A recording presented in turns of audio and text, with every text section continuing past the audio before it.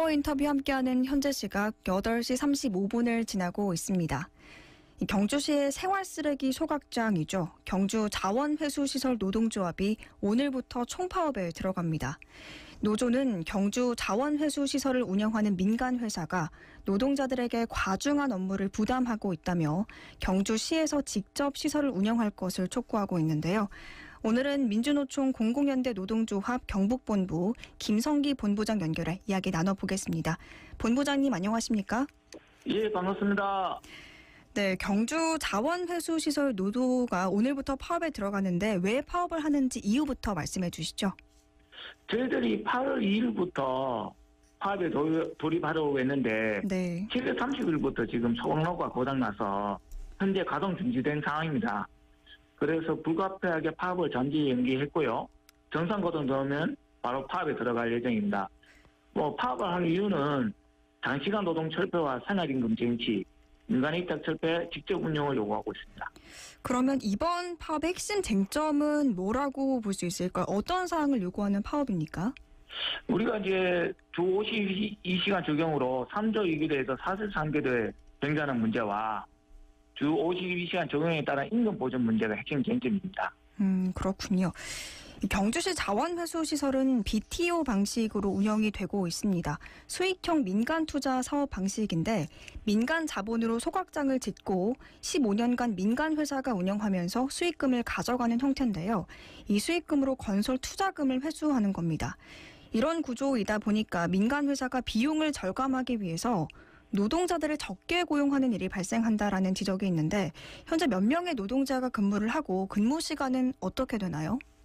예, 경주시는 50명으로 이제 설계했으나 현재 37명이 근무하고 있습니다.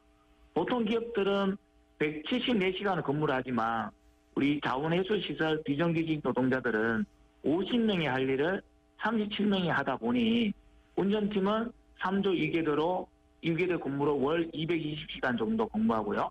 주간직은 225시간 근무를 합니다. 장시간 노동을 하고 있고 또 인원이 부족하다 보니까 이를 처리하는 초과 근무도 필요할 것 같은데 초과 근무에 대한 수당은 제대로 받고 있습니까? 예, 그거는 받고 있습니다. 그렇군요.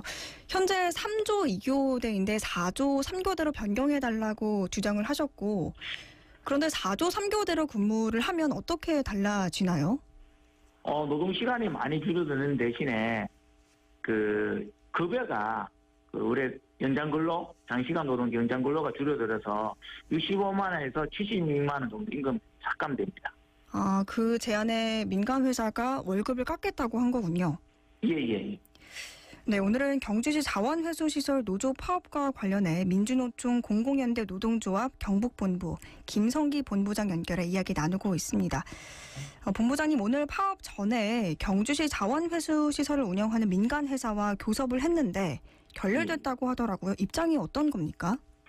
일단은 이 민간 업체에서는 원래 이제 우리가 요구한 대로 4조 3교대로 가야 되는데 임금 보전을 좀 하지 못하겠다. 65만 지지면 삭감안을 제시했고요. 주간직은 52시간 적용을 따른 약 30만 원 정도 임금이 삭감되는데 10만 원 정도 임금 보전하겠다 입장입니다. 그렇군요.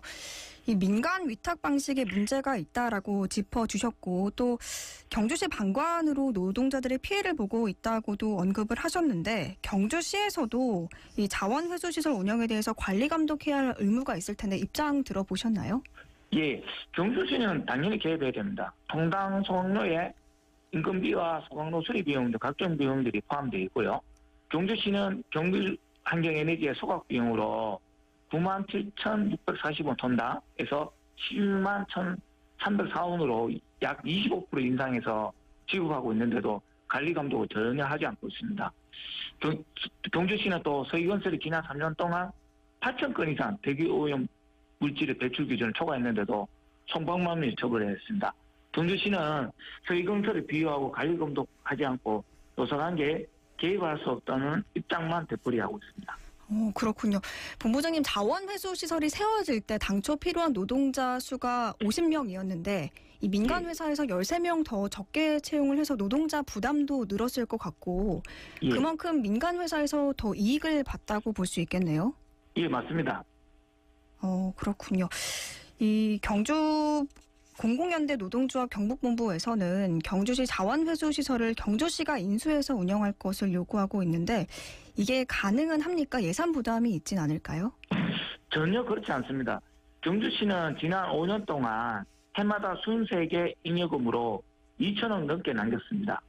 경주시는 자원회수시설 운영비로 해마다 100억 넘게 지출하고 있고요. 경주환경에너지 주식이 총 한 80억입니다.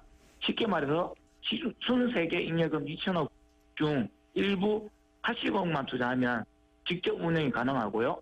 오히려 예산이 줄고 경주시 소각로를 안정적으로 운영할 수 있습니다.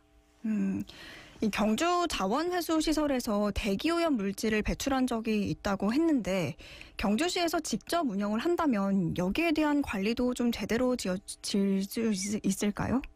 예, 당연하죠. 충분히 경주시에 예산이 없어서 직접 운영할 수 없는 것이 아니라 예산은 충분합니다. 민간 혜택은 경주 시민들의 건강권과 노동권에 대한 관심이 없고 오로지 초과이윤을 얻는 데만 관심이 있습니다.